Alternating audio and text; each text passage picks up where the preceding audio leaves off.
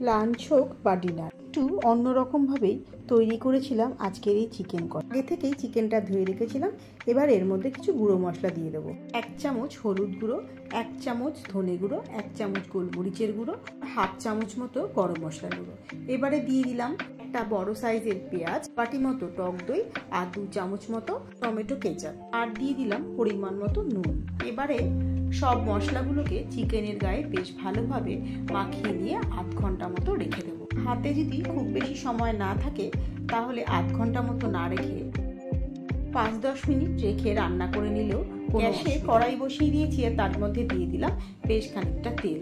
তেলটা গরম হয়ে এলে এবারে দিয়ে দিচ্ছি এর মধ্যে কেটে রাখা আলু, আর দিয়ে দিলাম নুন আর হলুদ দিয়ে বেশ ভালোভাবে লাল করে আলুটাকে একটু ভেজে নেব। ভাজা হয়ে গেছে, এবার তুলে নিয়ে ওই তেলের মধ্যেই দিয়ে দিচ্ছি বেশ খানিকটা নুন হলুদ মাখানো চিংড়ি মাছ। এবার মাছগুলোকে খুব বেশি কড়া করে না ভেজে সামান্য একটু এপিট ওপিট করে উল্টে পাল্টে ভেজে নিয়ে তুলে নেব। আবারও ওই তেলের মধ্যে ফোড়নে দিয়ে দিলাম গোটা গরম মশলা, এলাচ, লবঙ্গ, দারচিনি, আর দিয়ে দিলাম মেখে রাখা মাংসটা।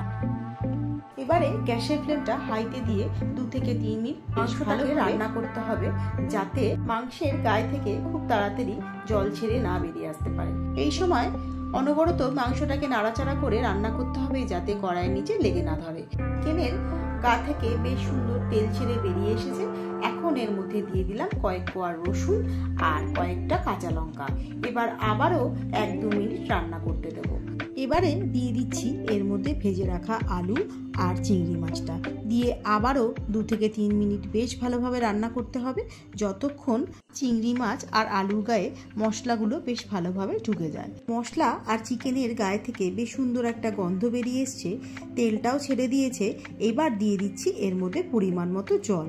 এবারে ঢাকা দিয়ে এমনভাবে সেদ্ধ হতে দিতে হবে যাতে চিকেন আর আলু দুটোই বেশ ভালোভাবে সেদ্ধ হয়ে যায়। এখন গ্যাসের ফ্লেমটা বাড়িয়ে দিয়ে ঝোলটাকে একবার ফুটতে দিয়ে আবার কম করে দিয়ে ঢাকা দিয়ে রেখে দেবো, যতক্ষণ না মাংস আর আলু বেশ ভালোভাবে সেদ্ধ হয়ে আসে।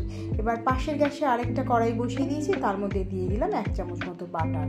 বাটারের মধ্যে পেঁয়াজটাকে সামান্য একটু সতে করে নিয়ে দিয়ে দেবো তৈরি করে রাখা পেঁয়াজটাকে মাংসের সাথে মিশিয়ে নিয়ে 1 মিনিট ফুটতে দিয়ে তারপর নামিয়ে নেব। বাড়িতে একবার ট্রাই করে দেখতে পারেন, অসম্ভব ভালো হয়েছিল খেতে।